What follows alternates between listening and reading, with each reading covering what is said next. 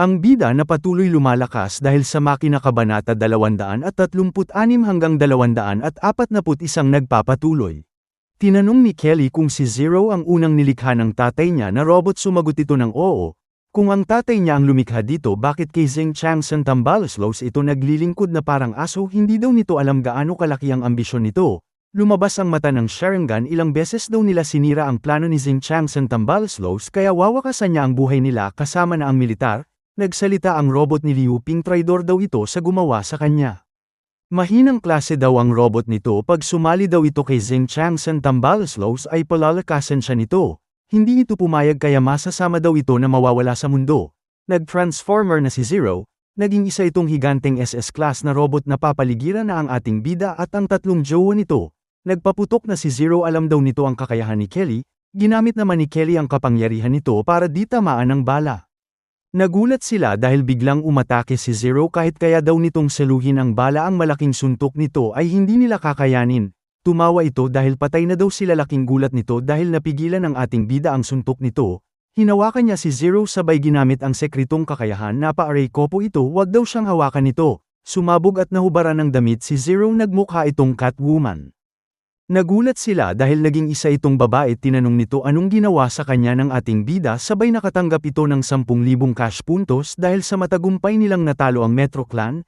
Sinabihan ni Liu Ping na igalang siya nito at sundin lahat ng utos niya, wag mananakit ng tao. Sumagot si Zero, sinira daw ng tatay ni Kelly ang proyekto ng Tyrant, ipapakita niya ang ginawa nito. Sinampal siya sa mukha ni Kelly, bastos daw ito, walang modo.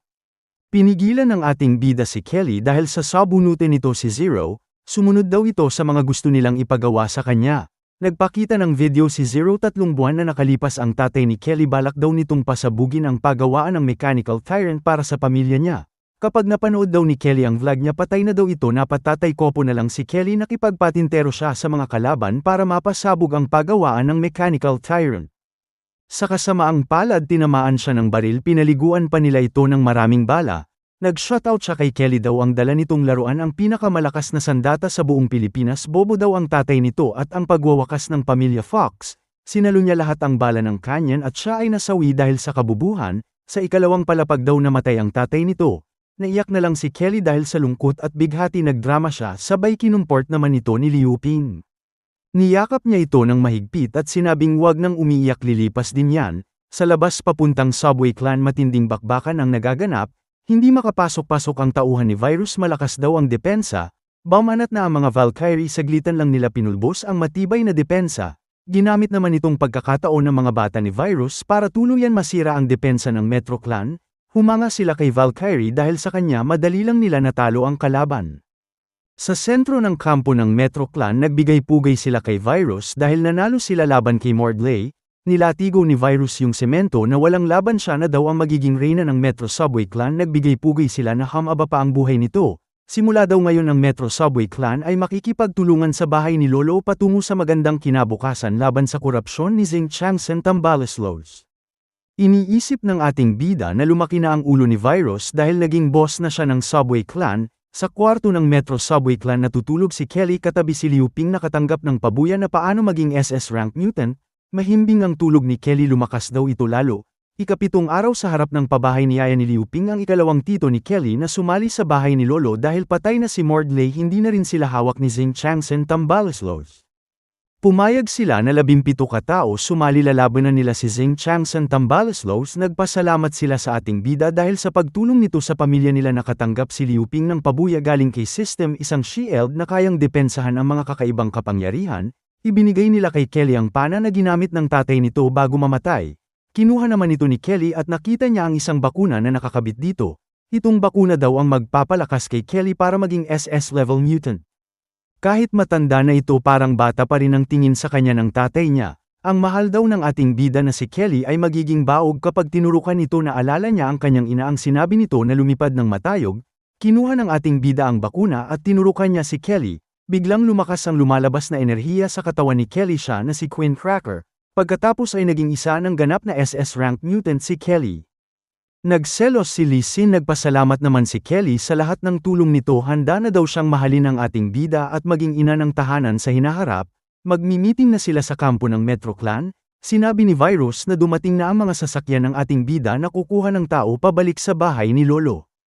Nakapagdesisyon si Virus na magdadagdag pa siya ng 5,000 tao dahil sa pagtulong daw nito para sa kanya para maging reyna ng Subway Clan at formal na ang alyansa ng Metro Subway Clan at bahay ni Lolo. Binalaan siya ni Kalbo na magagalit sa kanila si Zing Changsan Tambaloslos kapag nalaman niya ito. Tinamaan ng latigo sa mukha si Kalbo sabay inapakan nito wag daw itong feeling boss at gusto siya ang masunod. Huwag daw silang mag-alala dahil hindi sila logi, may dala daw siyang ayuda. Tinawag si Long Suwan para ilabas nito ang ayuda.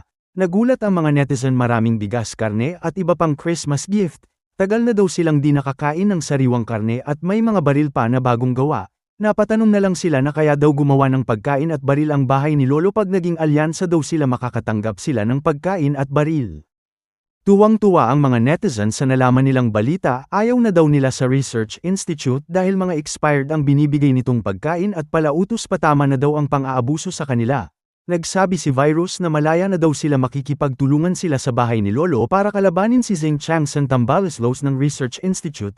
Humanga si Lee Sin sa kanya, isa daw itong malakas na leader, hindi lang poro didi, may utak din daw ito. Kinagabihan naglalakad ang ating bida habang nakasunod sa kanya si Lee Sin. Nakita niya ito pumasok sa isang kwarto. Binisita niya pala si Virus dahil may pag-uusapan sila.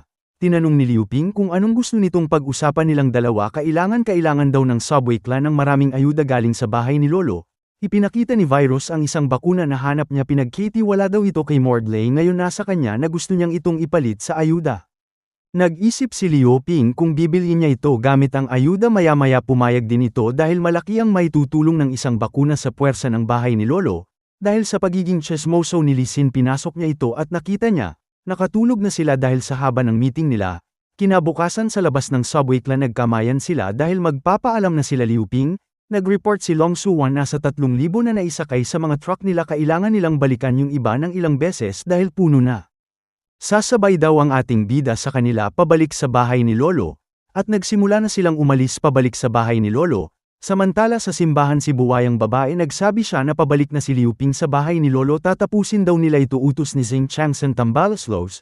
Sumagot naman ang babaeng ahas na si Paladin, ikatlong malakas sa samahan ng mga relihiyoso. Siya na daw ang bahala sa lahat. Samantala sa outer space ng Amerika, binabantayan ng astronaut na si Laura ang buong mundo.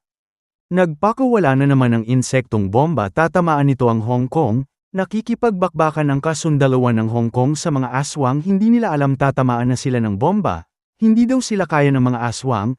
Tumama na ito sa bansang Hong Kong. Nagulat sila dahil mabilis na kinalawang yung matibay na poste ng Meralco. Pati yung mga baril nila ay kinalawang na rin. Dahil sa wala na silang baril, napasok sila ng mga aswang at nilapa sila nito.